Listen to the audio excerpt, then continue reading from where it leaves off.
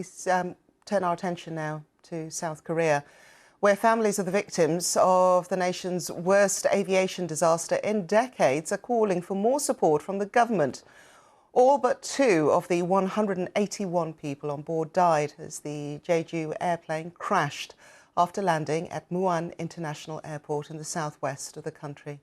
South Korea's acting president has ordered an emergency safety inspection of the country's entire aviation operation system.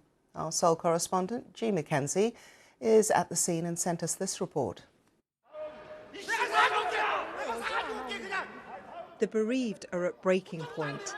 These outbursts come every few minutes. A day on from the crash, they're still at the airport, waiting to be reunited with their loved ones' bodies. Why have only 5 bodies been released? This woman yells. You're useless. A police official spares her no details. They're too badly damaged, he says. Forensic teams are still piecing them together. It's disturbing to hear. And for Shin Yu-ho, it's even worse. His 2 teenage grandsons haven't even been identified. I've been sitting here all day hoping for news. I'm so frustrated. I feel like I'm waiting without an end. The plane was carrying Koreans back from Christmas holidays in Thailand when it landed at speed without its wheels down. As it crashed, every passenger was killed.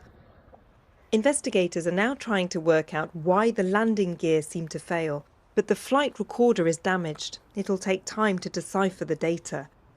So today, the attention has turned to what happened on the runway. When the plane made its emergency landing, it was still intact, but because it couldn't stop, it then overshot the runway here.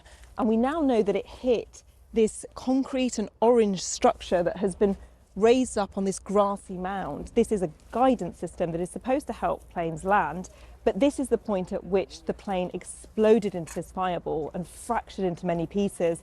And aviation experts are now questioning why this was positioned in this way, so raised up and so close to the end of the runway.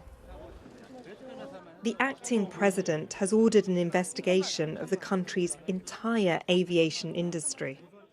Without answers, the families don't know who to blame. For now, the only place they can direct their anger is at the forensic teams, who are still searching, yet to complete their grueling, unenviable task. G. Mackenzie, BBC News, Muan Airport.